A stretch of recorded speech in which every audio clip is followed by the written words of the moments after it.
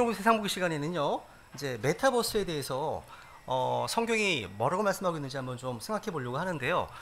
요즘 서점에 가잖아요. 가면 메타버스에 대한 책이 무척 많습니다. 갑자기 흐름이 바뀐 것 같은, 너무 많습니다. 그래서 여러분, 이 메타버스라는 말 자체는요, 그 1992년 닐 스티븐슨이죠, 이 스노우 크래시라는 책에서 제일 처음 소개되었습니다. 그래서 이 메타라는 말은요, 그리스어입니다. 헬라어예요. 그래서 뜻은 이제 비욘드, 뭐 초월하다, 트랜센드, 뭐 넘어서 이런 겁니다. 또 이후에 이런 뜻입니다. 벌스는 유니버스의 약자입니다. 그러니까 우주, 뭐 세계관, 세계 이런 뜻입니다. 그래서 어떤 초월적인 세상, 가상 세상을 의미하는 단어입니다. 메타버스. 근데 여러분, 이게 왜 중요하냐면 앞으로 이제 아마 5년, 10년 정도가 되면 메타버스 시대가 도래합니다. 다 모든 분들이 스마트폰을 안 보고요, 안경 하나만 쓰면, 그 옷을만 입으면 그냥 메타버스 세계에 진입돼 있는 거예요. 조만간. 근데 이제 이것이 이제 PC 인터넷 혁명, 또 그다음에 이제 모바일 혁명이 왔고 이제 메타버스 혁명이 온다 이렇게 얘기를 하는 거예요. 근데 이게 왜 편하냐면 여러 가지가 있습니다. 뭐 전문적인 얘기는 안 하겠습니다. 근데 관련된 것들을 읽어보니까요, 보통 사람들에게 아주 편리합니다. 이제 옷을 사러 가더라도요, 옷만 사면 거울 보고서 입어봐야 되잖아요. 근데 메타버스에 들어가게 되면 옷을 들고 서 있으면 내가 옷을 입은 게 나와요. 이게 증강현실이라고 하거든요. 나옵니다. 그러니까 몇 번 입어보지 않아도 가끔만 오면 돼요. 와서 딱 보면 다 나옵니다. 옷 입은 모습이요. 너무 편하겠죠, 그죠? 야. 그래서 보세요. 그리고 또 안경 하나만 쓰면요, 왼쪽에는 내비게이션이 나오고요, 오른쪽에는 여러 가지 관련 정보들이 나오는 거예요. 마치 이런 거죠. 아마 5년, 10년 지나면 제가 여기서 성경 공부를 인도하잖아요. 성경을 찾습니다. 인도하잖아요. 안경을 낀 성도님들은요, 안경에서요, 이 성경 구절에 대한 각주, 관주, 주석이 다 나옵니다. 안경에서요. 그런 생각이 되는 거예요. 그러니까 뭐 여러 우리가 성경 시나리오 주석 다 나오는 거죠. 이게 무척 편리해 보이죠. 근데 이게 하나님이 의도하신 그런 모습은 아닙니다. 우리가 성경 읽다가 모르는 게 나오면 기도해보고 고민해보고 뭔가 추론해보고 또 성경을 찾아보고 비교해보고 해야 되잖아요. 이런 과정이 없는 거예요. 그러니까 되게 좋을 것 같지만 이게 하나님께서 의도하신 모습은 아니라는 거죠. 그죠? 그러니까 이게 보통 이제 우리 아이들한테 얘기하잖아요. 핸드폰 너무 많이 보거나 유튜브 너무 많이 보면 후두엽이 개발된다. 전두엽이 개발돼야 되는데, 전두엽이 이제 논리적으로 추론하고 사고하고 생각하는, 이게 전두엽이거든요. 근데 오늘날요, 한 10년 전만 하더라도 지하철을 타면 사람들이 보통 책을 읽거나 이랬거든요. 요즘은 다 뭐예요? 스마트폰을 봐요. 그러니까 한편으로는 소름이 끼쳐요. 뭐냐면 모든 사람들이 좀비가 되는 것 같아요. 생각을 안 하니까. 그냥 일방적으로 들어오는 정보에만 매몰돼서요, 똑같은 생각만 하는 거예요. 언론부터 해가지고 빅테크가 원하는 정보들만 듣는 거죠. 무서운 세상인 겁니다. 그죠? 그래서 그리고 또 이게 또 메타버스가 뭐가 좋으면 앞으로 학교도요, 학교에 안 갈 수도 있습니다. 실제로요. 집에서 다 가능하고요. 그리고 안경만 쓰면요, 지금 뭐지 크게 나오지만 나중에는 이런 안경만 쓰면 선생님이 이집트 문명 얘기를 하면 안경에 이집트 문명에 대한 사진과 영상이 다 나와요. 거기에 가 있는 거예요. 이제 가 있어요. 그러니까 과거의 날은요, 성경을 읽었는데, 책을 읽었는데, 이제 메타버스 세상 도래되면 성경 속에 들어가서 주인공이 되는 겁니다. 내가요. 실제로요. 그걸 경험하는 겁니다. 이게 가능합니다. 왜냐면 그 햅틱 장갑을 끼고 몸에 그 슈트를 입으면요, 똑같이 느껴요. 그러니까 아마 메타버스 세상이 되면 요즘 아이들은 미쳐버릴 겁니다. 진짜. 너무 좋아서. 좋다는 게 제가 보기엔 되게 악한 겁니다. 게임을 할 때 다 느끼거든. 아픔을 느껴요. 느낀다는 거죠, 이게. 터치를 하면 느낀다는 거죠. 와, 그러니까 이제 스마트폰 안 할 거예요. 걱정 안 합니다. 안경만 쓰면 돼요. 옷만 입으면 돼요. 그런 세상이 곧 온다는 거죠. 그리고 요즘요, 보시면 이게 이제 코로나 팬데믹 때문에 더 심화되는데, 여기는 순천향대학교에서 입학식을인지 자기의 아바타가 참여해서 이제 메타버스에서 지금 구현하는 겁니다. 학교에 안 가고 직접 가상현실에서 참여하는 거예요. 이게 지금 오늘날 굉장히 많이 지금 이걸 이제 구현하고 있습니다. 심지어 연예계에서도요, 코로나 팬데믹 때문에 콘서트를 못 열잖아요. 그러니까 BTS나 뭐 아리아나 그란데나 여기 나오는 트래비스 스콧이라고 하는 미국 힙합 가수가요, 가상현실 세계에서 이 게임 안에서요 콘서트를 여는 거예요. 무려 2천만 명이 접속했습니다. 그래서 하루 동안의 수익이 220억입니다.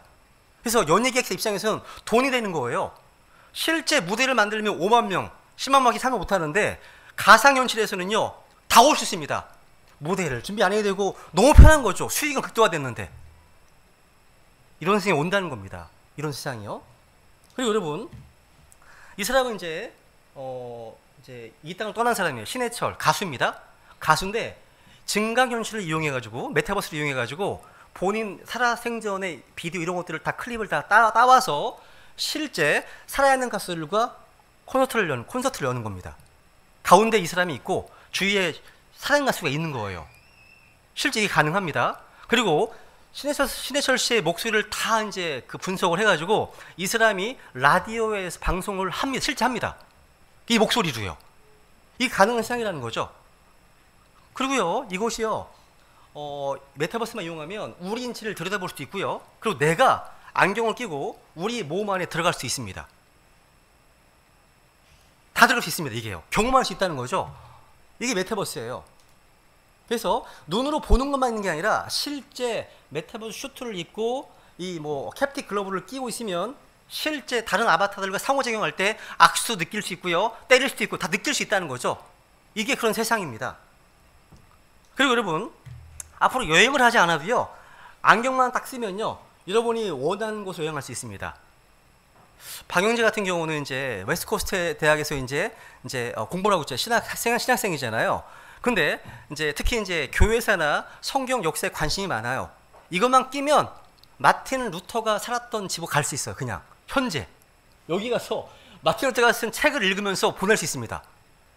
이런 세상입니다, 여러분. 근데 여러분, 이런 가상현실에서는요 대가 지불이 없어요. 내가 비용을 지불하지 않습니다. 너무 편리한 거죠. 하나님이 의도하신 게 아니에요.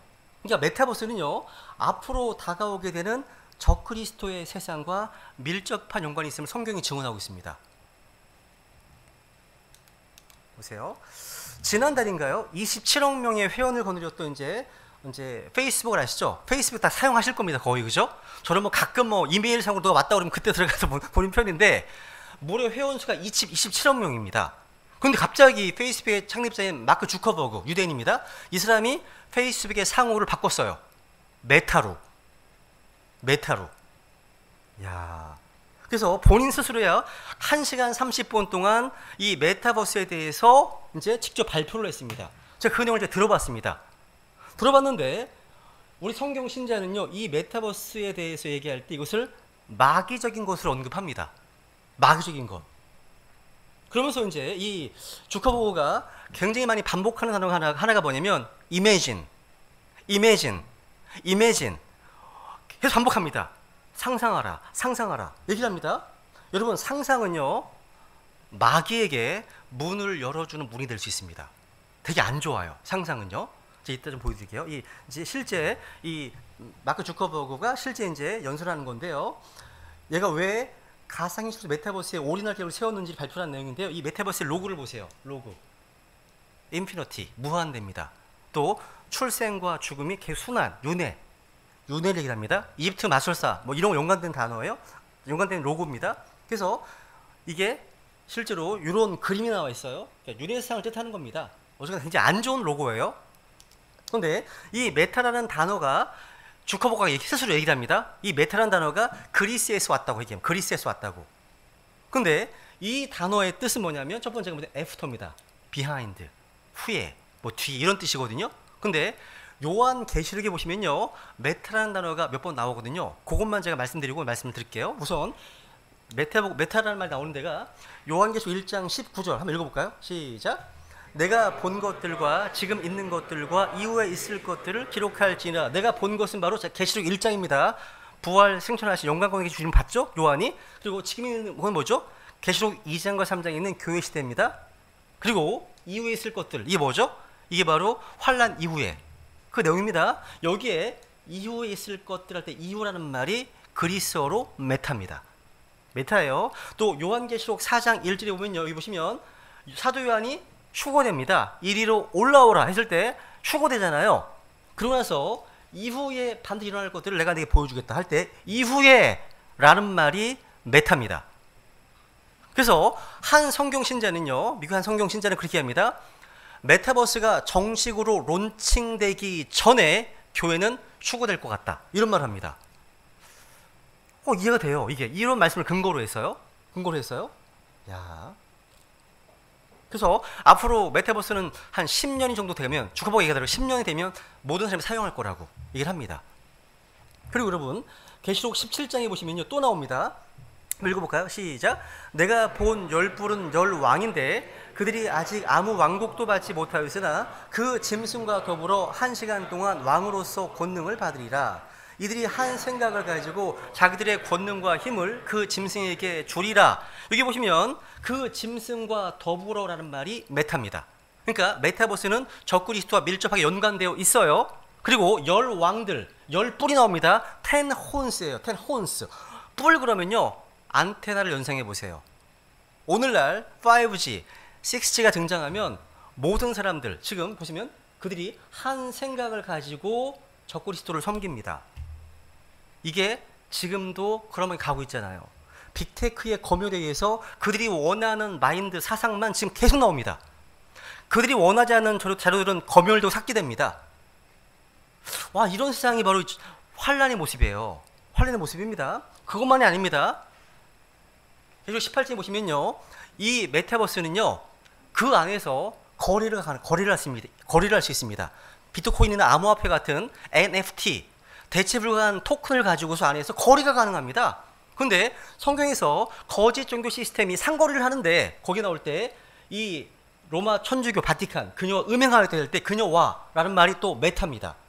메타가 또 거짓 종교 시스템으로서의 로마 천주교와도 연관돼 쓰인다는 거 나오잖아요. 그녀와 음행하고 하면서 얘기하죠. 상인들 나오죠. 그죠? 뭔가 커머스, 이게 다 연관돼 있어요. 이게 어마어마한 이제 거래가 있을 겁니다. 상용화되면요. 그래서 이런 말씀들 아직도 많이 있지만요, 2탄은 다음 주에 하겠습니다. 어쨌거나 이 메타버스는요, 앞으로 다가오게 될 적그리스도의 어떤 길을 예비하는 플랫폼입니다. 그래서 이 메타버스에 대해서 요즘 미국에서 상당히 많은 얘기가 나오는데 되게 흥미롭습니다. 그래서 저도 같이 좀 배우면서 소개해 드릴 테니까요. 오늘 여기까지 하고요. 우선 우리 한 목사님 나오셔서 이 말씀을 듣겠습니다.